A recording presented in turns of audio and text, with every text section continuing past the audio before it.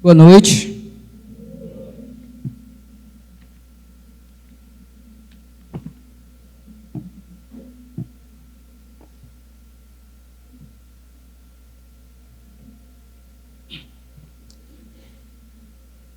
Clique é o nome de um filme que eu gosto muito de assistir. Sempre que passa, sempre que eu tenho a oportunidade, eu assisto esse filme. Não pela a história que ele conta, ou pelas coisas que acontecem no filme, mas pela reflexão que ele passa ao final do filme. Para você que nunca assistiu, é a história de um homem que, um dia precisando comprar um controle remoto para sua TV, ele acaba comprando um controle que é considerado um controle universal. Ele poderia controlar qualquer tipo de eletrodoméstico. Então, se ele quisesse ligar o som, esse controle ligaria. Se ele quisesse ligar a TV, ele também ligaria. E qualquer eletrodoméstico da casa dele. Então, já que estava custando um valor bem mais barato do que um controle normal, ele resolve comprar esse controle. Só que ele não sabia que era um controle mágico, né? Ele não controlava somente eletrodomésticos. Ele também controlava todo o universo, controlava as pessoas. Então ele descobre que, no meio da briga com a esposa, se ele quiser apertar o botão mute, ele não vai escutar a voz dela. Ele percebe que, quando as crianças estão fazendo muita bagunça, e se ele quiser acelerar o tempo, ele consegue passar o tempo e as coisas acontecem mais rápido, ele nem percebe o que aconteceu, e quando ele vê, ele já está depois do fato ruim. E aparentemente, para ele, aquele controle foi muito bom. Por quê? Porque ele conseguia pular todos os momentos difíceis da vida, todos os momentos complicados, todos os momentos que ele precisaria ter um esforço a mais e viver só a parte boa. Ele começa pulando coisas simples, né? Talvez como um dia de trabalho, acordava na segunda-feira, eu não quero trabalhar, então ele pulava a segunda-feira já para cair, talvez na sexta ou no final de semana, para ele não precisar trabalhar o final de semana todo, né? No começo, isso para ele é muito legal, né? Porque ele vive somente o que ele quer.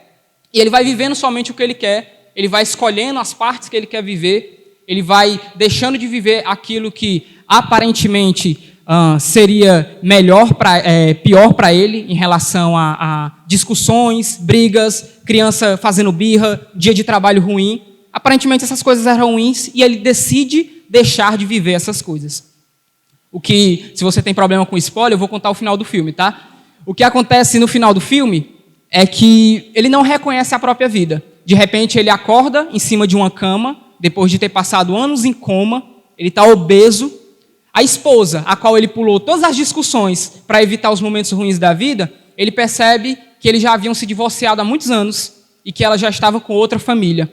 As crianças, que ele sempre pulava as birras e as brigas e os momentos difíceis, nem sequer foram visitar o pai no hospital porque, de fato, ele não foi muito presente.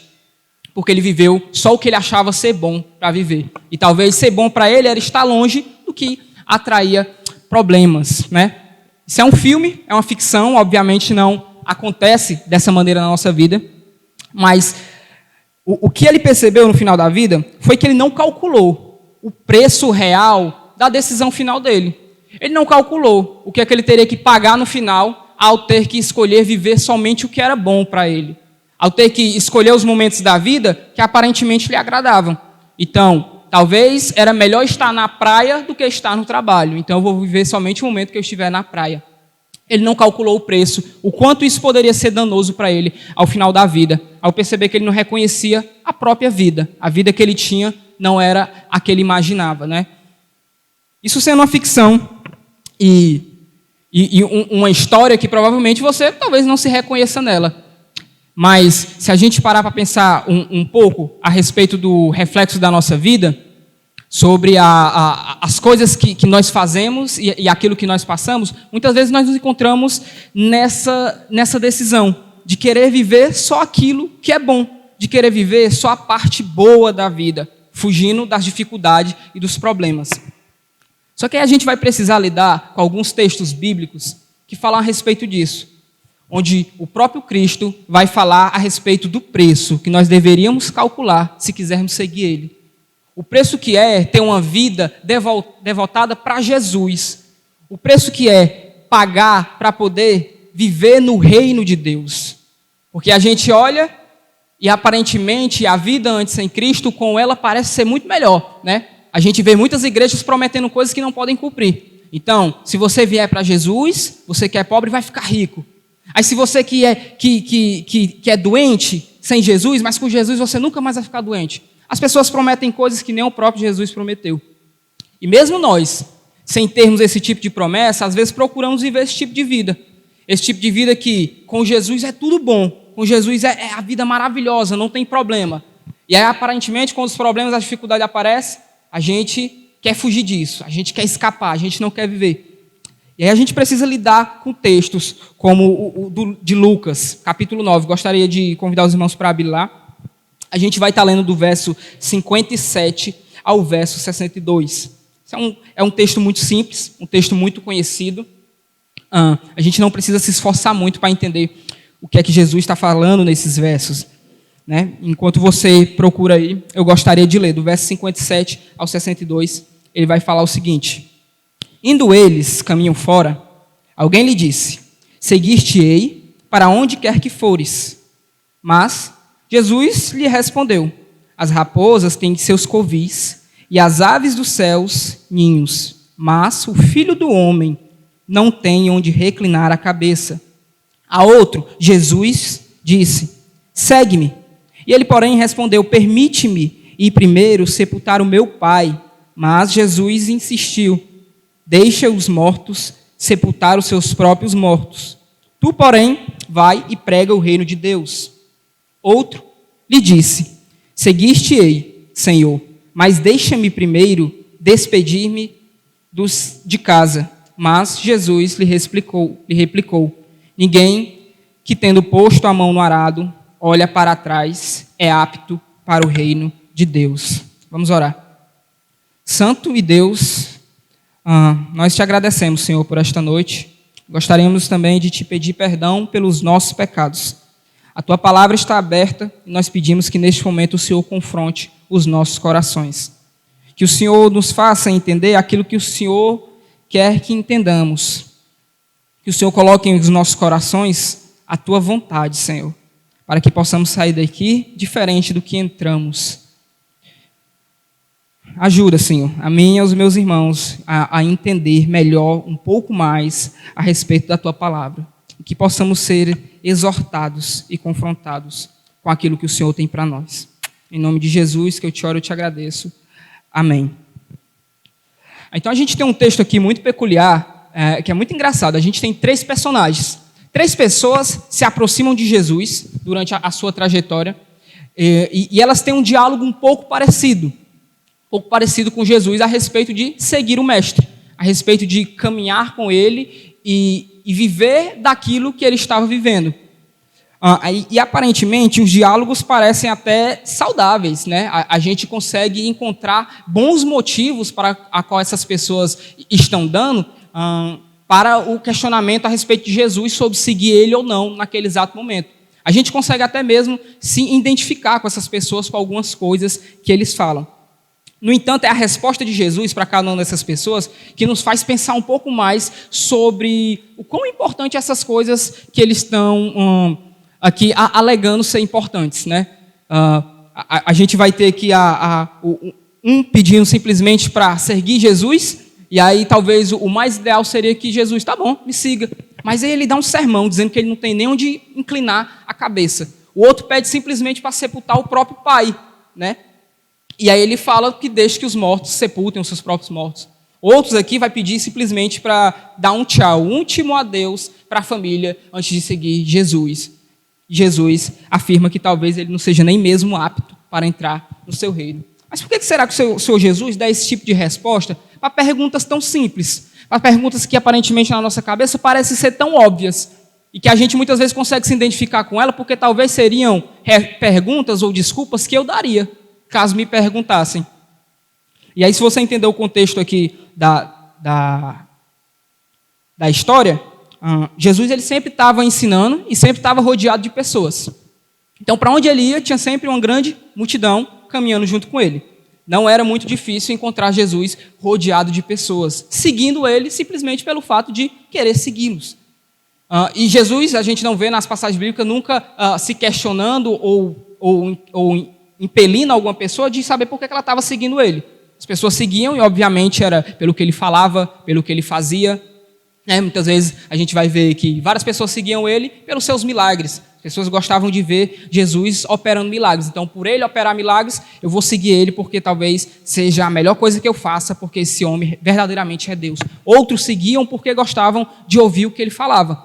Afinal, ele era Deus, ele falava com autoridade. Quando ele ia falar da lei, aparentemente ele falava melhor do que aqueles que se proponham a fazer isso com autoridade. Jesus, sendo um filho de carpinteiro, falava muito bem, tinha uma didática, um ensinamento muito bom. Então as pessoas decidiam seguir ele por diversos motivos. Mas o que a gente não vê é Jesus questionando essas pessoas diretamente a elas, porque elas estão seguindo. Ele sempre sabia o motivo real, mas elas seguiam mesmo assim. E aí a gente chega aqui nesse texto, especificamente no verso 57, no verso 58, um homem vindo dar satisfação a Jesus porque que ele iria segui-lo. Ele vem informar Jesus. Você imaginar que a multidão, talvez 3, 4, 5 mil pessoas seguindo Jesus, um dentre esses decide chegar a Jesus e dizer: mestre, eu vou seguir o senhor para onde quer que o senhor for. Para onde quer que o senhor for. E aí, aparentemente, a gente vê isso aqui talvez como alguém corajoso, alguém que realmente estava disposto a seguir o mestre, alguém que realmente talvez fosse ter a possibilidade de ser um dos 12, pela coragem que ele teve. Ele olha a multidão, ele olha todo mundo ali, e ele decide informar o mestre que ele irá seguir ele. Ele decide dar satisfação e dizer: eu estou com o Senhor aqui para onde o Senhor for. E aí, às vezes, a gente não vê, talvez, uma motivação errada nessa fala dele. Não parece nem de longe ser uma fala prepotente. Parece ser uma fala de alguém com um coração fiel, disposto a seguir o mestre. Uma vez, cada um de nós aqui, seguimos a Cristo, decidimos publicamente falar que o seguiríamos. Mas, como na história ilustrada no começo, talvez o que esse homem não tenha feito é calcular o peso da palavra dele. Talvez ele não pensou no que ele estava falando. E aí é o próprio Jesus que se vira para ele e fala. Eu fico talvez imaginando aqui o semblante de Jesus, ou o tom da sua voz ao responder esse homem. Ele não diz simplesmente: me siga, ou tudo bem, vamos lá, vem que eu vou te ensinar como é. Jesus queria mostrar para esse homem que o que ele estava falando era maior do que ele, e que ele não tinha nem noção do que ele falava. Ele vai dizer que as raposas têm os seus covis, e as aves do céu, ninhos. Mas o filho do homem não tem onde reclinar a cabeça. Aqui é a ideia de segurança, aqui é a ideia de conforto, aqui é a ideia de ter para onde retornar ao final do dia. Talvez esse homem aqui fosse um dos que estaria seguindo Jesus por aquilo que ele estava fazendo. Ou seja, Jesus já tinha multiplicado pães aqui, Jesus já tinha, talvez, expulsado demônios, Jesus já tinha curado pessoas. O que era uma casa para Jesus? O que era uma fortaleza para ele? Se esse homem pode multiplicar pães para multidões, o que é para ele, construir um castelo, o melhor castelo do mundo, para ele poder morar, a melhor moradia que algum ser humano possa imaginar? O que é demais para esse homem fazer isso? Talvez essa seja a melhor opção para mim fazer, seguir ele. Não pelo que ele é, mas pelo aquilo que ele pode me oferecer. E aí Jesus olha para aquele homem e ele diz: eu não tenho nem onde dormir, meu irmão. Eu não sei nem onde é que eu vou dormir hoje à noite. O que Jesus está dizendo para ele aqui é que quando o dia acabar, eu não sei se eu vou encostar minha cabeça numa árvore ou numa pedra. Eu não sei se eu vou passar frio ou calor, porque eu não tenho para onde ir. A minha morada é aqui. Jesus era um andarilho. Jesus era o cara que ele sabia que tinha que passar 3 anos aqui e ele tinha que se esforçar o máximo que ele pudesse para poder fazer o que ele precisava fazer.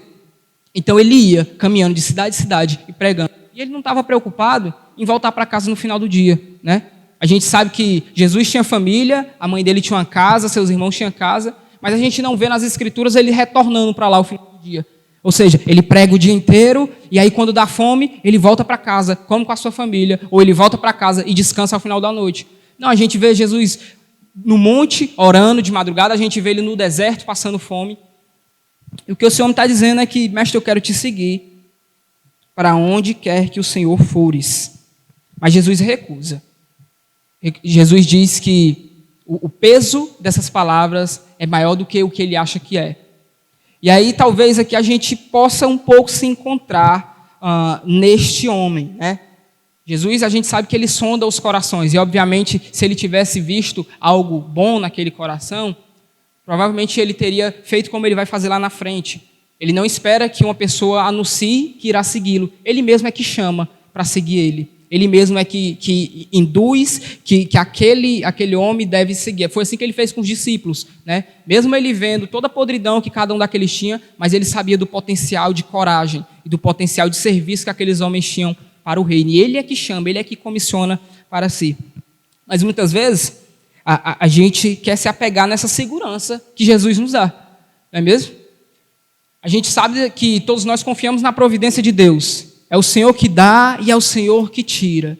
É o Senhor que proporciona todas as coisas que nós precisamos. Mas quantas vezes nós falamos isso no nosso coração, de que o Senhor proverá tudo, somente esperando receber as coisas? O Senhor proverá tudo, somente esperando que as coisas se deem bem no final das contas? O Senhor proverá todas as coisas, somente esperando que ao final do dia tudo fique bem? Que a doença seja curada, que o dinheiro entre na conta, que as contas sejam pagas, que tudo vá bem. A gente se apega nessa segurança de que Ele é que provém todas as coisas, achando que Ele só provém coisas boas, achando que Ele só provém o sol se pondo no final do dia, com o pôr do sol lindo. Mas muitas vezes no final do dia o que a gente tem é uma tempestade. Muitas vezes o que Ele vai prover no final do dia são raios, são trovões. É água caindo, invadindo a casa. Tempestade forte, é o barco balançando de um lado para o outro. É isso que ele estava tentando ensinar para esse homem. Existe segurança em mim? Sim, existe. Existe segurança em seguir a Jesus? Sim, mas não nessa terra. Não no que nós vivemos ou o que nós fazemos aqui. Você não vai ver nas Escrituras ele prometendo em lugar nenhum vida boa nesse mundo. Pelo contrário, o que é que ele faz? Aqueles que querem me seguir, carreguem a sua cruz. Me sigam. Eu não sei se você tem na sua imaginação o que é carregar uma cruz. Carregar uma cruz não é como algumas pessoas fazem, que colocam ela no pescoço e carregam ela para onde quer que vão, né? Está carregando a sua cruz. Carregar a cruz, meus irmãos, é algo feio, é algo danoso, é algo doloroso. O Senhor Jesus, Ele sofreu para carregar a nossa cruz. Ele sofreu, Ele apanhou, Ele chorou. Quando Ele diz: quer me seguir? Pega a tua cruz e carrega. E vem junto comigo. A ideia é que, enquanto ele vai caminhando para ser crucificado, levando aquele pedaço de madeira nas costas, aqueles que querem seguir estão junto com ele. Estão apanhando junto com ele. Não em prol do sacrifício, não para ser sacrificado como ele foi, mas para entender o sofrimento que é seguir ele. Entender que todos aqueles que, quando forem questionados: ei, você segue a Jesus? Você tem duas escolhas a fazer. Ou você diz que segue e sofre por isso, ou você faz que nem Pedro, que negou ele 3 vezes, mesmo depois tendo se arrependido, mas naquele momento ele sabia qual era o peso de dizer: eu sigo a Cristo, eu estou com Ele.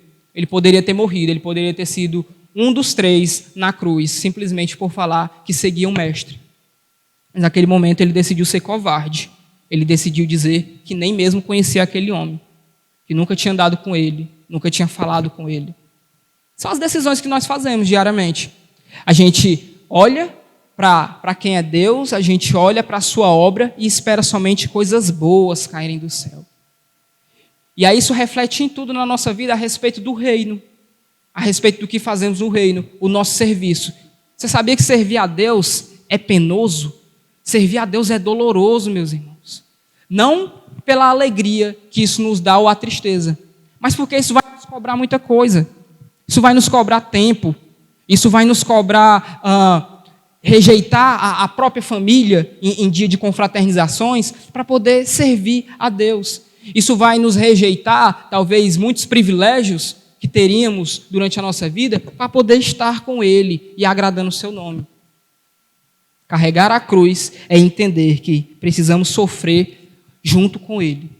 E não é somente carregar a sua cruz achando que ela é uma cruz bonita, ela é uma cruz formosa, né? Ela está polida ali, ela não machuca quando eu coloco nas costas, porque passaram verniz nela, e aí você pode escolher até a sua cor, né? A minha vai ser rosa, a minha vai ser azul.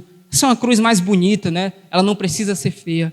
Não, ela é de uma madeira que machuca, que enfia os cravos nas suas costas e você sente a dor no seu próprio corpo do que é servir a Cristo.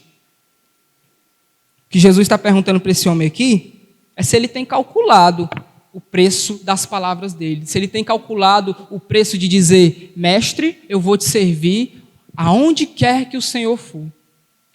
E aí a pergunta muito clássica que eu faço para mim, e aí eu também faço para vocês é: nós temos calculado o preço que é servir a Cristo? Ou a gente achou que simplesmente levantando a mão e falando que eu aceito Jesus a partir de hoje e tudo mudará é suficiente? Será que a gente tem achado que caminhar com Ele é simplesmente tomar uma decisão de levantar as nossas mãos e adorar o nome dEle com louvores bonitos e vir para as programações do jeito que alguns fazem e que outros nem isso conseguem fazer? Será que a gente acha que servir a Ele é somente isso? É somente o mínimo, é somente o mínimo. Então, o meu serviço ao Senhor vai ser somente o dízimo, né? Eu vou dar só 10% na minha vida. Eu só preciso dar 10% da minha vida para Jesus. O sacrifício que Ele fez foi tão pequeno que eu só preciso dar 10% para pagar esse sacrifício. Será que é esse tipo de atitude que a gente tem tomado? Eu creio que muitas vezes sim. Talvez na maioria delas. A gente precisa parar e calcular o preço que é seguir a Jesus. Aí a história continua, né? A gente tem 3 personagens. Aqui, nesse primeiro ponto, seria a ideia das incertezas que a gente tem a respeito de seguir a Jesus. As incertezas ou as inseguranças enquanto a seguir Ele, né? Você está calculando a ideia de que seguir a Jesus vai implicar em quê? Né? O que é que eu vou ganhar com isso? É como você faz, talvez, numa entrevista de emprego. Né? Quando você faz uma entrevista de emprego, e muitas vezes você é aprovado, e a pessoa vai falar os benefícios. Olha, você tem direito a isso, isso, isso, isso, isso aqui. Você vai querer, você toma uma decisão. Se para você é viável ficar sem o emprego, ou mudar de emprego, ou aceitar as condições que estão sendo impostas para você, os seus benefícios. A ideia aqui que Jesus está compilando para esse homem é: você quer me seguir pelo que você viu fazendo? Eu preciso te dizer que eu não tenho nada. Eu preciso te dizer que o que você viu não é o que eu sou. Eu faço essas coisas, mas chegará um tempo que não serão mais feitas e você vai continuar comigo? Nós continuaremos a seguir a Cristo, mesmo quando as coisas não parecerem legais, mesmo quando pesar, quando a gente sentir o peso nas costas, do que é servir Ele, do que é caminhar com Ele, a gente estiver tendo o dedo apontado na cara. E se o Brasil fosse dominado por religiões anticristãs, e aí eles decidissem que quem adorar a Jesus, quem servir a esse Deus, será automaticamente morto. Mas não só morto. Antes de morrer, eles vão fazer tudo de pior com o seu corpo. Eles vão te amassar assim como se amassa uma uva para fazer o vinho. Eles vão pisar em você, vão te bater, vão te mutilar. Talvez vão fazer a sua família sofrer na sua frente. Tudo em prol de dizer se você segue ou não um certo homem. Você acha que você vai estar disposto a servir a Ele? Você acha que você vai estar disposto a continuar seguindo a Ele? Essa é a pergunta que Jesus tem nos feito. Vocês têm calculado o preço de me seguir de verdade?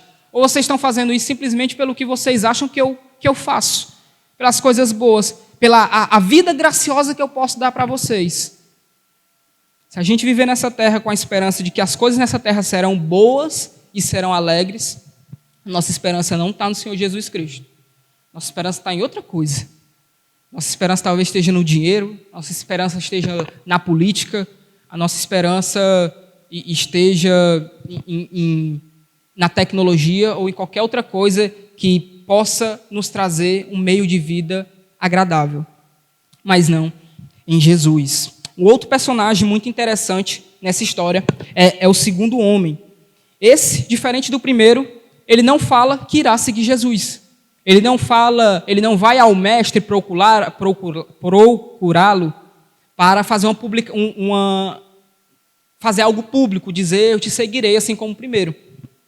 Diferente do primeiro, agora é o próprio Jesus que o convida para segui-lo, né? Verso 59 ele vai dizer: a outro disse Jesus, segue-me. E ele, porém, respondeu: permite-me ir primeiro sepultar o meu pai.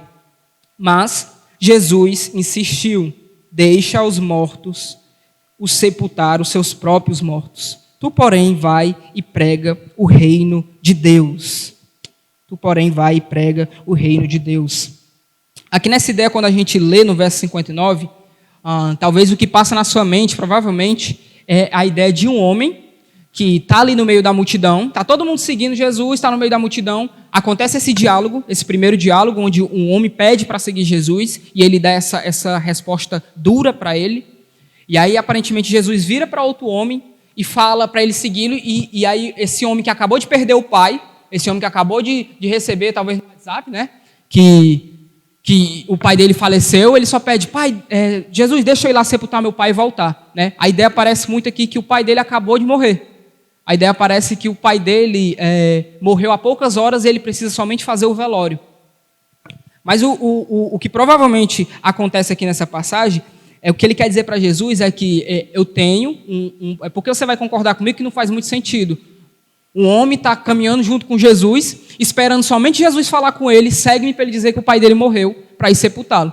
Se o pai dele tivesse, de fato, morrido aqui nesse instante, ele não estaria com Jesus, ele já estaria lá, junto com a família. Assim como Lázaro fez quando veio ao encontro de Jesus. Ele estava lá, Lázaro não, é Lázaro, né? Que a filha dele morre? Ou é o Lázaro que morre, né? Jairo, eu confundo esses dois sempre, perdão, obrigado aí, pessoal. Assim, quando vem ao encontro da filha de Jairo, né, as pessoas já estavam lá e vêm chamar Jesus. A ideia aqui é que talvez ele tenha um pai muito velho, ele tenha um pai que já está nos seus últimos dias de vida. Ele tem um idoso em casa que precisa de cuidado. E é o que ele está pedindo a Jesus é somente um tempo. Ele está somente dizendo assim, eu vou seguir o Senhor, beleza. Eu já entendi tudo que eu preciso fazer, o Senhor já explicou aí para o camarada, se é legal, massa, eu estou disposto a seguir isso aí, mas eu preciso que o Senhor me dê somente um tempo, para que eu termine de cuidar do meu pai, e assim que ele morrer, assim que ele falecer, eu faço o velório dele, enterro e acompanho o Senhor. Mas o que Jesus disse para ele é que a preocupação dele diante do reino é minúscula. A preocupação dele com criar ou sepultar o seu pai, ou aproveitar um tempo mais com a família, ela não é válida. Ela não é válida para Jesus. Jesus não se importa com as poucas desculpas que daremos para servi-lo. Jesus não vai se importar ao final daquele dia quais são as desculpas que você vai dar quando ele perguntar por que você não me serviu. O que ele está dizendo para esse homem aqui é que deixa que os mortos sepultem os seus próprios mortos. A ideia é que o corpo depois que morreu, depois que faleceu, não tem mais nada ali, é só um corpo. Mas existem pessoas que verdadeiramente estão vivas, mas são mortas, porque elas não têm a Deus, não têm a Cristo no seu coração. O que ele está falando é que esses que não me seguem, eles vão se preocupar quando esse homem morrer. Quando seu pai, talvez a ideia aqui mais acalente que ele estaria falando é que quando seu pai morrer, os seus familiares enterram ele. Mas se você quer me servir, você tem que me seguir agora. Você tem que ir agora. Quais são as desculpas que você tem dado diariamente para não servir a Cristo? Quais são as desculpas que você tem inventado e contado para você mesmo? Não é o pastor, não é a liderança dessa igreja, não são os líderes dos ministérios que precisam ouvir e concordar com as nossas desculpas. A gente não precisa chegar no domingo à noite dizendo que não veio para a EBD porque estava com sono. A gente não precisa convencer o pastor de que não veio para quarta-feira no culto porque teve o aniversário da avó e ela está muito velha. E se eu não for, talvez eu nunca mais vá para um outro aniversário dela. A gente não precisa convencer a nossa liderança de que as nossas desculpas são válidas. A gente precisa convencer o próprio Jesus. A gente precisa ter coragem de olhar para o céu e dizer: mestre, hoje eu não vou te servir porque tem uma confraternização na empresa. Rapaz, vai ser tudo de graça lá, ó Jesus. Vai ter bebida à vontade, vai ter comida à vontade, e é só um domingo. É só um domingo, no outro eu estou lá. No outro eu estou te servindo. Mas aí no outro domingo de manhã, você acorda com sono, né? Você talvez passou, sei lá, a noite, até mesmo na igreja, no momento aqui, na programação, mas acordou com sono. Aí você só precisa dizer para Jesus: mestre, o senhor sabe, né? Eu estava te servindo lá, eu estava na igreja, eu estava com os irmãos.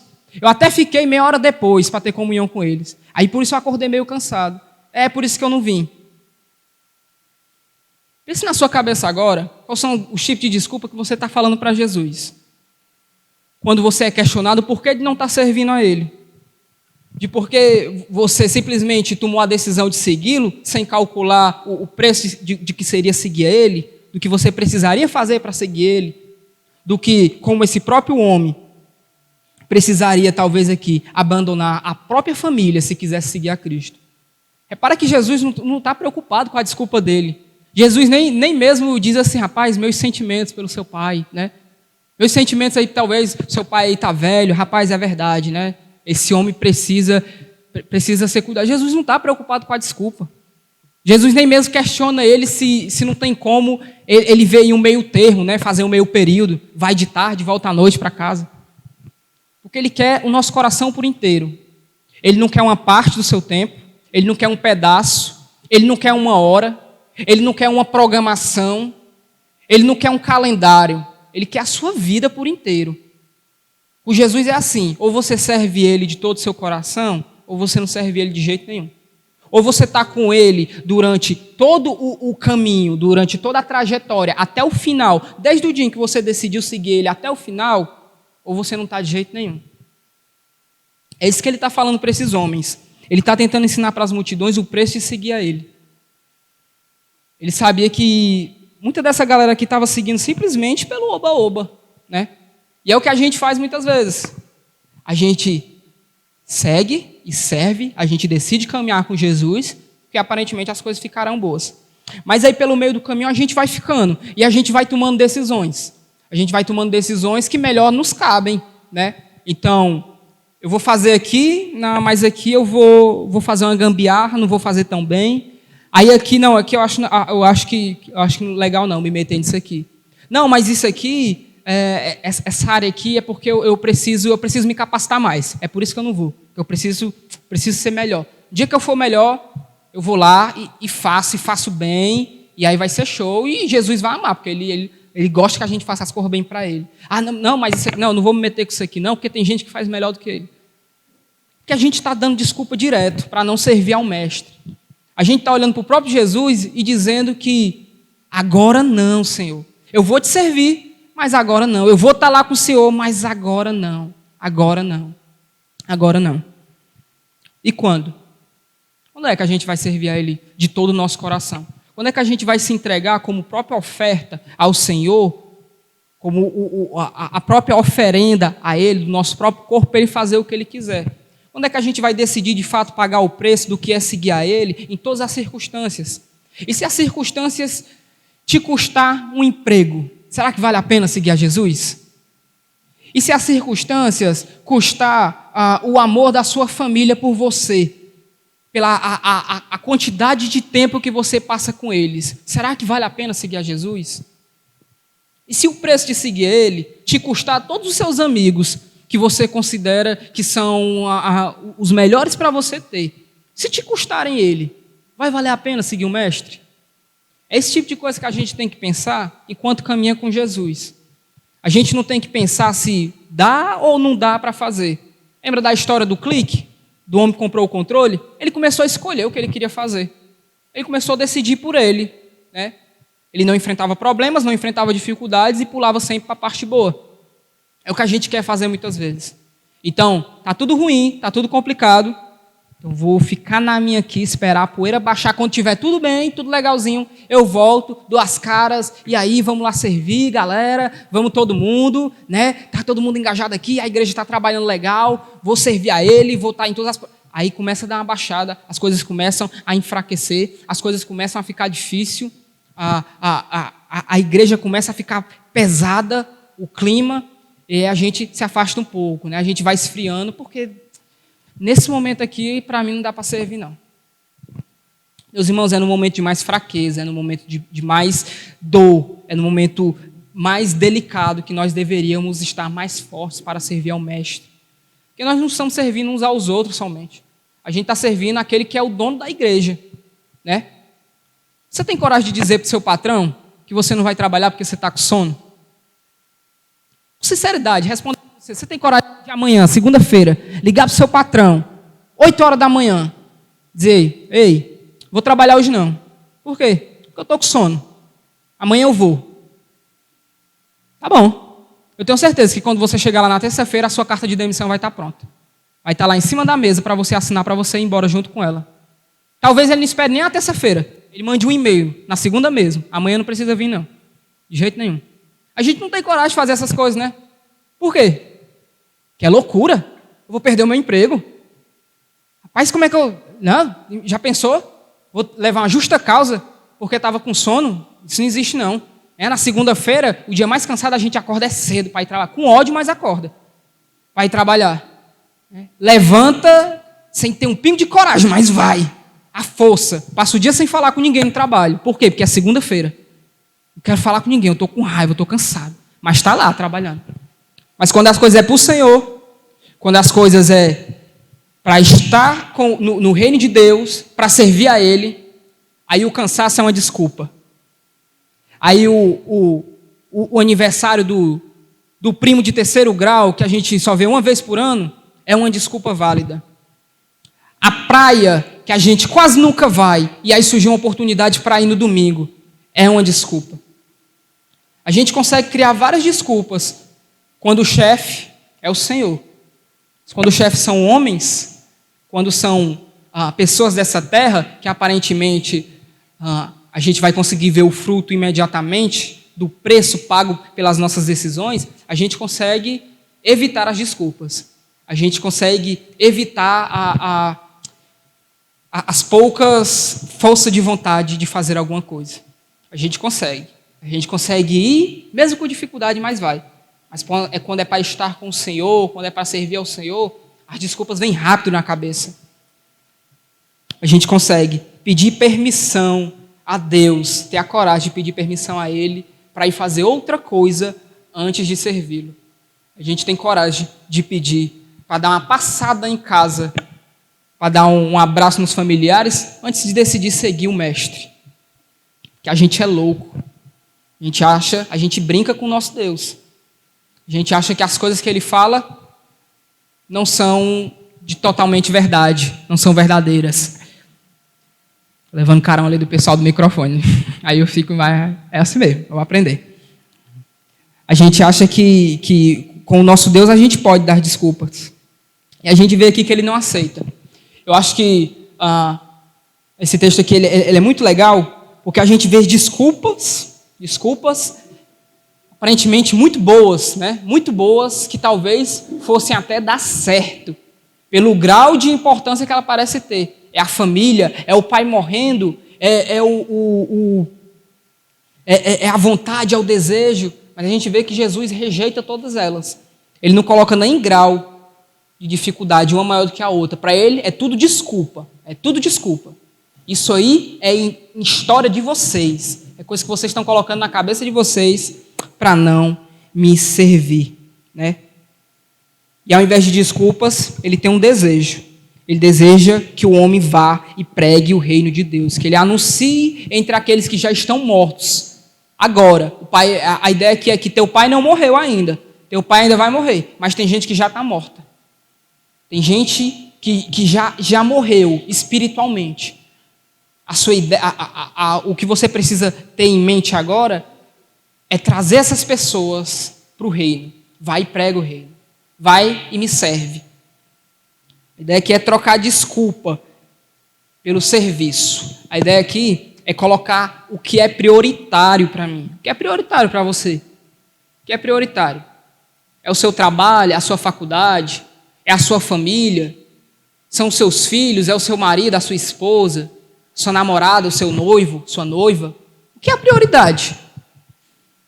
É arrumar a casa ou ir para a EBD? É vir para a mocidade ou ir para o shopping com os amigos? O que é a sua prioridade? O que é que você tem colocado no seu coração como prioridade que não é o Senhor? Para Deus, a prioridade é o reino dele.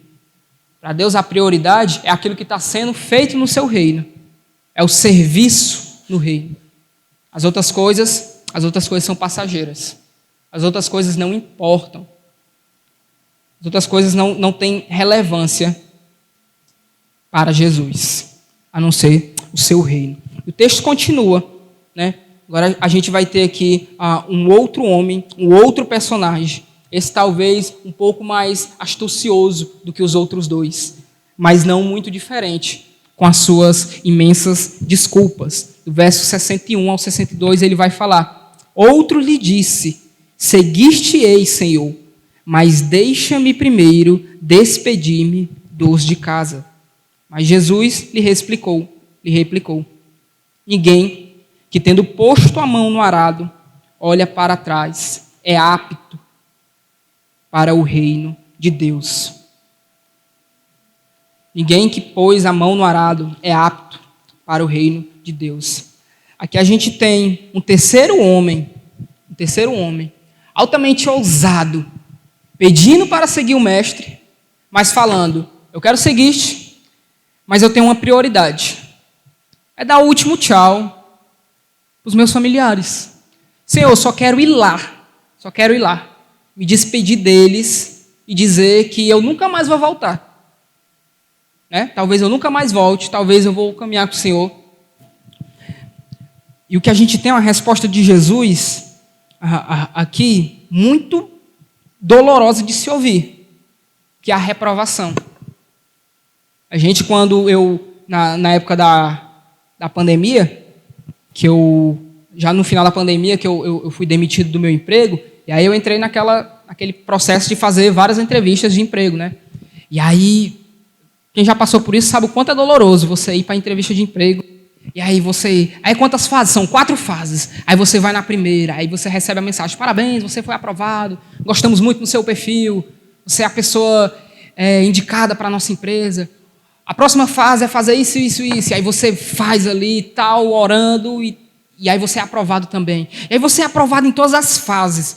Aí quando chega na última fase, que é aquela que a pessoa vai dizer você ganhou o emprego ou não, aí você recebe a mensagem: muito obrigado pela sua participação, nós gostamos muito do seu perfil, mas neste momento nós decidimos continuar o processo com outra pessoa. Né? Eu pelo menos passei isso por umas 6 vezes. 6 vezes durante o tempo que eu estava procurando emprego. Eu confesso para vocês que teve uma hora que eu pensei em não trabalhar mais, porque eu acho que eu não consigo mais trabalhar, não. Depois que eu perdi esse emprego aí, eu acho que foi sorte, rapaz. Eu nunca tinha trabalhado de carteira assinada na vida. Eu acho que foi sorte que eu ganhei esse emprego aí. Eu não sei o que foi isso, não. Eu não sei se eles me ouviram direito, eu não sei se eles olharam meu currículo, eu acho que eles só estavam precisando de uma pessoa e colocaram o primeiro que viram passando na rua. Eu acho que eu nunca mais consegui um emprego, não, porque era o 6º não que eu estava recebendo.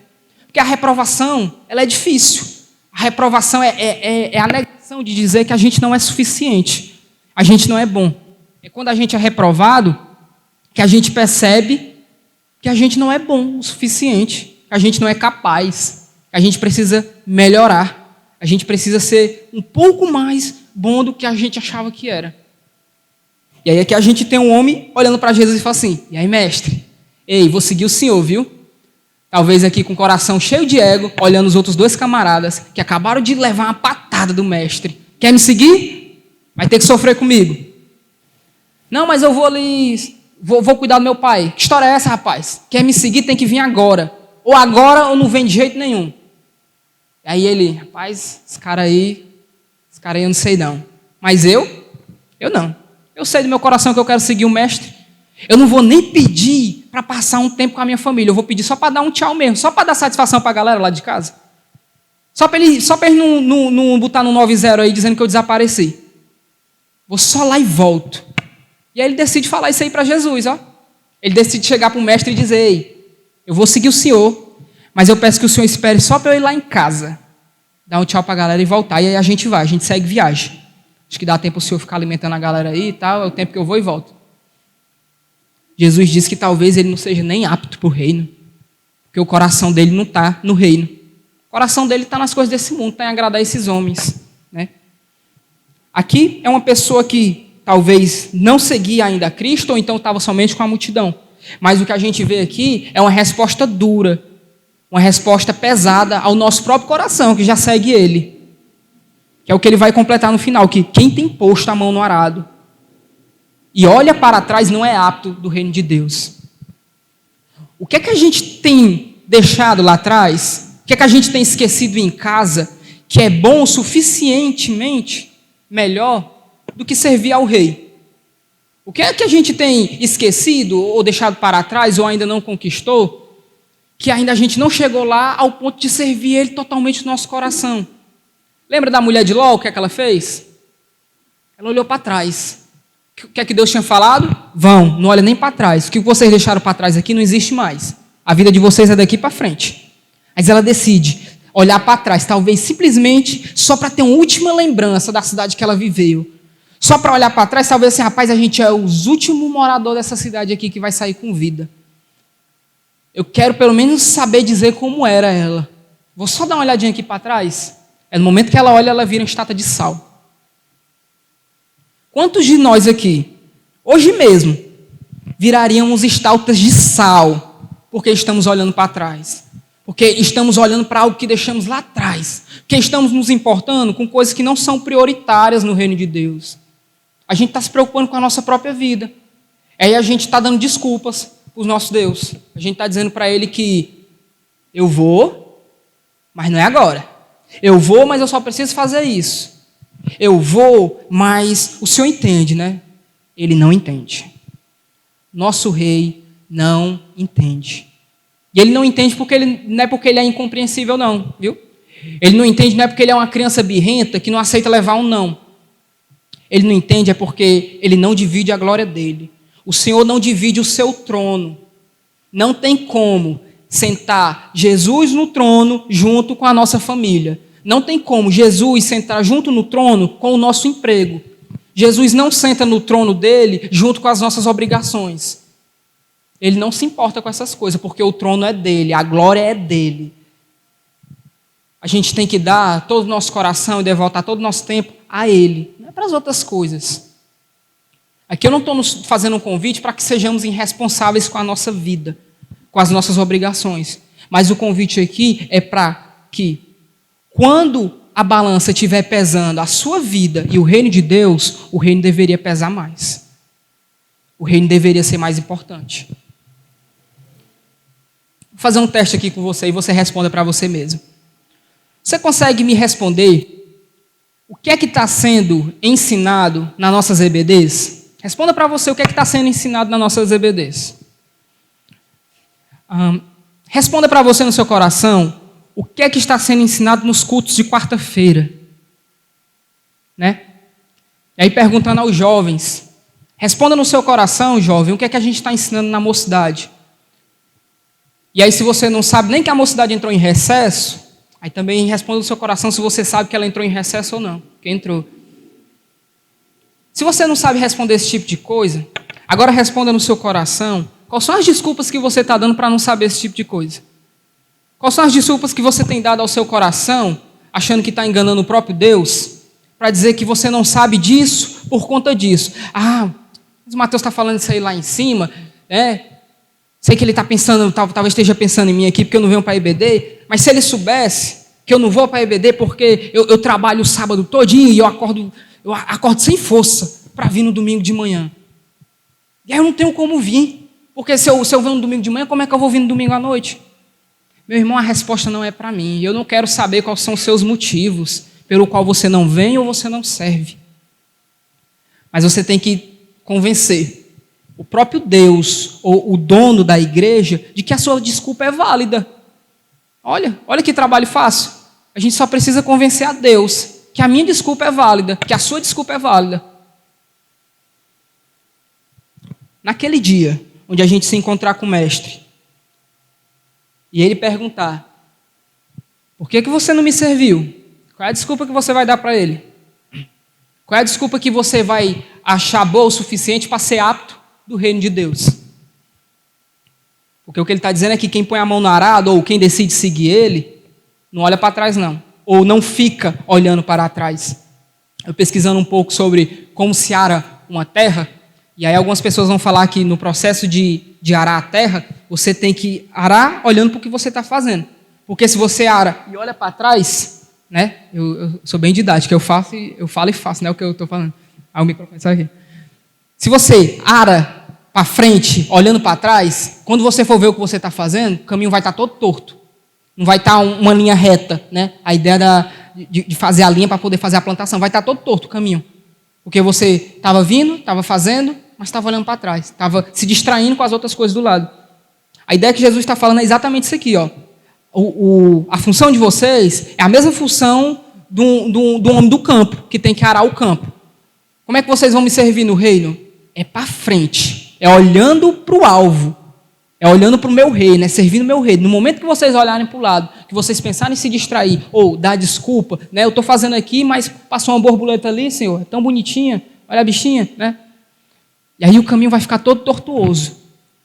A ideia do caminho ficar tortuoso não é que o reino vai ficar defeituoso porque você não está servindo.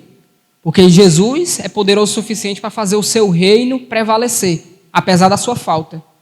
Mas a ideia é que a sua trajetória talvez não seja boa o suficiente para você chegar lá. Talvez você não seja apto para o reino de Deus. Quantos de nós se encontrarão reprovados para o reino de Deus, porque durante essa terra a gente quis viver as coisas boas do reino, as recompensas do reino aqui? Meus irmãos, a gente não vai ganhar nada nessa terra.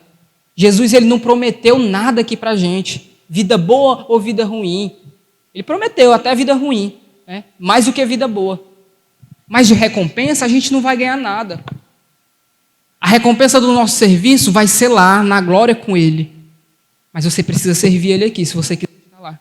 Você precisa servir Ele aqui, você precisa ser aprovado aqui, para estar lá no reino com Ele. Caso contrário, a gente vai estar só se enganando. A gente vai estar só na trajetória, no caminho, achando que está servindo. E vendo todo mundo trabalhando do seu lado, né, e a plantação aparentemente está ficando boa, está ficando bonita, o reino está crescendo, tem pessoas se convertendo, a igreja está ficando cheia. Olha aí, rapaz, que coisa bonita. Nem precisam de mim. Olha que coisa boa. Tem tanta gente servindo que nem precisam de mim. A gente precisa. O reino precisa. Que o Senhor Jesus vai falar que os que trabalham, o trabalho dos que trabalham é orar para que cheguem mais. Todo dia, ora para que chegue mais. Porque a seara é grande, poucos são os trabalhadores. Essa mensagem aqui é para aqueles que já servem ao rei. São para aqueles que já servem, mas talvez não calcularam o preço do que é seguir um mestre. E aí se encontraram no meio do caminho defeituosos. Defeituosos porque deveriam estar fazendo algo que não estão. Talvez te prometeram algo que você não ganhou. Te disseram que ia ter algo que não teve. E aí você se desmotivou pelo meio do caminho. E em vez de servir, você deu mais trabalho do que serviço. Essa mensagem é para aqueles que já estão no seu reino e que se encontram defeituosos no serviço. Ainda é tempo de arrependimento. Ainda é tempo de olhar para a seara, ver as necessidades e se engajar com o reino de Deus. E se engajar com o reino de Deus não é somente estar aqui no domingo à noite, onde a maioria consegue ver o seu rosto e saber que você está aqui. Nem é mesmo estar nas programações durante a semana, que dá um menor número de pessoas. Se engajar com o reino é botar a mão no arado, é pegar na enxada junto com quem está trabalhando. É deixar dessa história de estádio de futebol, onde a maioria assiste 12 jogando bola. Ou 11, né? Eu não entendo nada de futebol. Acho que é 11. Ficar assistindo, poucos jogarem bola, poucos trabalhando, enquanto muitos assistem, né? O espetáculo é lindo. O espetáculo é lindo. A festa que a torcida faz para aqueles que trabalham. É a ideia de que tem pouca gente se esforçando, trabalhando, lutando aqui, mas eu estou aqui comemorando, né? Que a galera está lá, olha aí, cara. Né? E aí você tem até orgulho de dizer que é dessa igreja. Rapaz, eu sou daquela igreja ali onde o pessoal faz um evento ali para as crianças, viu? Bacana. Distribui lanche, passa a tarde com as crianças, brinca, tira as crianças lá do mundo das drogas, aqueles que querem entrar. Igreja ali que eu sirvo, o pessoal ali entrega cesta básica para o pessoal. A galera ali é boa, a galera serve, a galera faz. E você? O que você tem feito? Você só tem comemorado as vitórias daqueles que estão trabalhando? Isso não é suficiente para o reino, não. Isso não é suficiente para Jesus. Né? E não é para a igreja que você precisa dar desculpa, não. É para o mestre. Você precisa convencer ele. Mas essa mensagem aqui, ela não é só para aqueles que o seguem. Essa mensagem aqui também é para aqueles que ainda não o seguem. É para aqueles que ainda não tomaram a decisão, mas talvez estão aqui como esses dois últimos homens que têm desculpas familiares, né? Um precisa sepultar o pai, precisa resolver seus problemas, e o outro precisa se despedir da família, e aí eles seguirão o mestre. Talvez você seja a pessoa que esteja dando a seguinte desculpa: rapaz, esse negócio de igreja é bom, é legal, tá lá com os crentes, não sei o quê, eu quero isso aí para mim, mas eu preciso só melhorar isso aqui na minha vida. Eu preciso só deixar de fazer isso aqui, de cometer esse pecado. Eu preciso só deixar de conversar, de falar certas coisas que eu falo. A ideia aqui não é de santificação. A ideia de que Jesus está cobrando desses homens aqui é que vão lá, resolvam o que vocês têm que resolver e voltem. A ideia aqui é que é instantânea. Qual é o melhor dia para servir a Jesus? Qual é o melhor dia para seguir Ele? É hoje. É no exato momento que o convite é feito. É quando o mestre olha para você e diz: ei, me segue, ei, vem comigo. E aí você tem que parar de dar desculpa, tem que parar de dizer que, Senhor, eu vou, mas eu não vou porque eu ainda não sou bom o suficiente. Ele não quer os bons o suficiente, não. Ele não quer os melhorados, ele não quer as pessoas mais equipadas para o seu reino. Ele quer fazer isso conosco, ele quer nos equipar, ele quer nos enviar. Ou você acha que o apóstolo Paulo já foi chamado com toda a eloquência da palavra de Deus para poder servi-lo? Você acha que ele foi chamado porque ele era o melhor no que ele fazia? Ele foi chamado exatamente por não saber nada. Porque se ele conhecesse um pouco do reino de Deus, ele não faria o que ele estava fazendo, matando os próprios servos dele. Se ele fosse o melhor no que ele fazia, se ele servisse a Deus com todo o seu coração, ele não precisaria ter ficado cego para poder enxergar o reino com verdade. Mas Deus chama ele para treinar, para capacitar. Aonde? Dentro do reino. Deus chama ele cheio de problemas, cheio de dificuldade, cheio de pecado. Para fazer o quê? Santificar ele no seu reino. E aí talvez você seja uma dessas pessoas que esteja dando desculpas para não seguir ao mestre. Você está dando desculpas para não caminhar junto com ele, porque você não é bom o suficiente. Eu falo isso porque eu tenho um familiar. Eu não vou falar quem é aqui porque eu vi que está sendo gravado, aí ele pode ver depois. Aí ele vai saber o que eu estou falando dele. Mas eu tenho um familiar que sempre que eu falo de Jesus para ele, aí eu vou lá e explico. Aí eu disse: cara, tem que seguir a Jesus, tem que seguir o mestre. Aí disse assim: macha, porque eu gosto de beber uma cervejinha nos finais de semana, mas eu estou quase parando. Eu estou bebendo um final de semana sim, um final de semana não e tal. Daqui para o final do ano eu estou bebendo só uma no ano todinho. E aí, quando eu parar de beber tudo, eu vou. Né? Aí o que eu disse para ele foi assim: rapaz, e se não der tempo tu parar de beber? E se não der tempo tu parar de beber e tu fosse embora? E tu morrer? E tu vai para onde? Passou a vida dando desculpas para não seguir ao mestre. Passou a vida dando desculpas para não caminhar junto com Jesus porque achava que precisava ser melhor. Mas a gente só é melhor quando tem Ele. A gente só se torna algo quando tem Ele.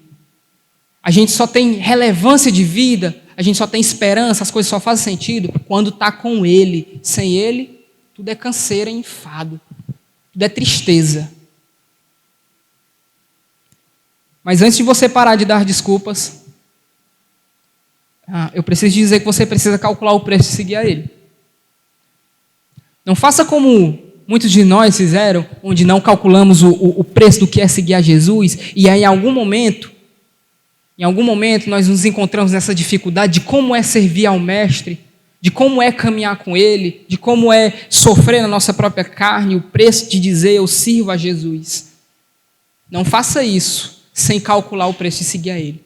Não faça isso sem saber que a sua vida talvez não fique melhor, talvez fique um pouco pior. Fique um pouco pior aqui nessa terra. Por quê? Porque agora as pessoas vão apontar o dedo na sua cara. E sempre que você errar, elas vão dizer: ei, não é tu que é crente? Rapaz, não é tu que é daquela igreja ali? Rapaz, não é tu que estava com a Bíblia debaixo do braço? E essas aí são os preços mínimos. É o preço pequeno que a gente paga por servir a Ele. Aqueles que servem ao mestre precisam muitas vezes pagar o preço de: mãe, hoje eu não vou poder passar o Natal com a senhora, porque eu vou precisar passar o Natal com a igreja. O preço que muitas vezes se paga para servir ao mestre é dizer para a família que eles estão em segundo plano. Repara que no plano de Deus, nem a família tem em primeiro lugar do que o seu reino. O seu reino vem em primeiro lugar. Você quer se despedir da sua família? Vai e fica por lá. Vai e fica por lá porque você não é suficiente para o meu reino. A gente só deixa de ser suficiente para o reino, a gente só deixa de ser apto para o reino quando a gente começa a dar desculpas de melhorias. Quando a gente acha que precisa ser melhor. Quando a gente acha que precisa fazer mais. A gente só consegue entrar quando a gente reconhece que a gente não é nada. E aí é depois que entra que a gente percebe o quão doloroso é seguir a Cristo. Mas isso não é uma mensagem só de tristeza, não. Isso é uma mensagem também que tem um pouco de esperança no final. Que a nossa esperança não está aqui. A nossa esperança está no reino celestial, naquele dia em que a gente vai se encontrar com Ele. É lá que a gente vai receber toda a recompensa do serviço aqui nessa terra. É lá que a gente irá nos alegrar com o nosso Deus e saber que valeu a pena servir a Ele. Aqui nessa terra, a gente vai sofrer, a gente vai ouvir, a gente vai ser caluniado, a gente vai apanhar, a gente vai perder o emprego, a família e os amigos. A gente vai perder quem a gente ama. Mas é o mestre que vai estar no caminho. A gente vai perder porque vai estar com o mestre. E ele vai estar na frente, guiando o seu povo. E cada um carrega na sua cruz, enquanto ele carrega a nossa. Para chegar perfeitos naquele dia lá com ele. E aí ele te perguntar: você me serviu? E aí você poder dizer: mestre, o Senhor sabe do meu coração. O Senhor sabe o que eu fiz pelo seu reino. E as desculpas que eu dei não valeram de nada. Que a gente não seja encontrado em provação para o reino de Deus. Que nenhum de nós aqui estejamos nos enganando ao sentarmos nesses bancos e acharmos que fazemos parte do seu reino simplesmente por estarmos aqui. Que a gente não esteja se enganando de achar que fazemos parte do seu reino simplesmente porque nos damos o pseudônimo de crente, de evangélico. Que a gente não se acha ao ponto de achar que a salvação está plantada no nosso coração simplesmente porque um dia eu levantei a mão e disse: eu vou seguir ao mestre. A gente tem que pensar na caminhada, na trajetória, o que é que a gente está fazendo. Eu espero que, assim como eu, tenham sido confrontado por textos como esse, que me impelem a dizer que as minhas desculpas não valem a pena para Jesus, que não são suficientes, você também possa se encontrar nessa condição. Se você está no seu reino e não o serve, hoje é tempo de começar a servir Ele, de todo o seu coração, de entender que isso aqui não é uma brincadeira, de entender que igreja não é clube social, que a gente vem, vai, escolhe quando quer ir, a gente faz o que quer e quando não quer fazer, não faz. É sempre que o mestre manda, e ele manda quando? A todo tempo, a toda hora, a todo dia. E se você não serve, calcule o preço de seguir Ele. Não levante a mão só porque alguém pede que você levante ou que você decida algo porque alguém está pedindo que você decida. Calcule o preço porque você vai ser cobrado pela decisão que você tomou. Você vai ser cobrado diariamente pelaquilo que você disse que um dia faria, que era servir a Ele. Mentir também é pecado. Mentira é pecado. Quando a gente diz que vai servir e não serve, a gente está mentindo. Foi o que a gente cantou hoje aqui. A gente quer servir a Ele, quer servir de todo o coração. A gente cantou quem tem posto a mão no arado não pode olhar para trás. E a gente canta e fecha o olho. A gente levanta a mão e coloca aquilo no nosso coração, como se fosse uma verdade. Mas será que é mesmo? Será que a gente tem dado esse serviço mesmo? Ou será que tem sido um serviço meia boca? A gente tem servido quando dá. A gente tem servido se der. Eu vou quando conseguir. Eu vou se eu conciliar as coisas. Quando tiver tudo melhor, né? Quando tiver um transporte, quando tiver ar-condicionado da igreja. Quando tiver ar-condicionado da igreja, aí pode ter certeza que eu vou estar todo domingo lá. Que agora ainda faz muito calor. As nossas desculpas para Jesus não são suficientes. O serviço é. Vamos orar. Senhor Deus, nós te agradecemos, Senhor, por esta noite. Nós te pedimos perdão pelos nossos pecados. Nós te pedimos perdão porque muitas vezes as nossas desculpas enganam somente a nós, Senhor.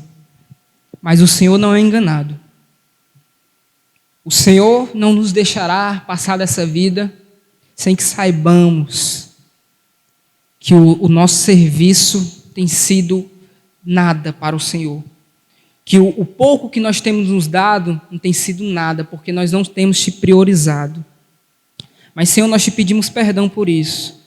Nós te pedimos perdão porque nós queremos te servir de todo o coração. Nós queremos te servir e nós queremos te adorar. E que isso seja uma verdade, Pai, para as nossas vidas. Que nós, como igreja, possamos acordar para entender que o teu reino é eterno, mas essa terra é passageira.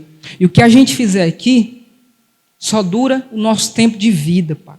Só dura o quanto a gente ainda está com esse olho aberto.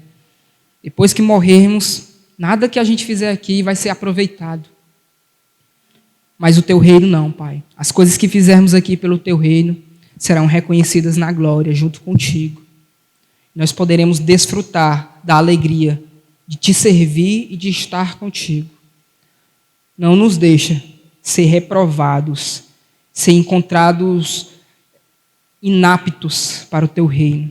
Mas pelo contrário, que o Senhor possa fazer como o Senhor fez com o servo que o Senhor chamou para ser e pediu para seguir-te. Porque o Senhor conhecia o coração dele, sabia que aquele homem talvez tinha um potencial de te servir. Nós possamos, Senhor, ter esse potencial de te servir. Abençoa a mim e aos meus irmãos durante essa noite e o restante dessa programação. Em nome de Jesus, amém.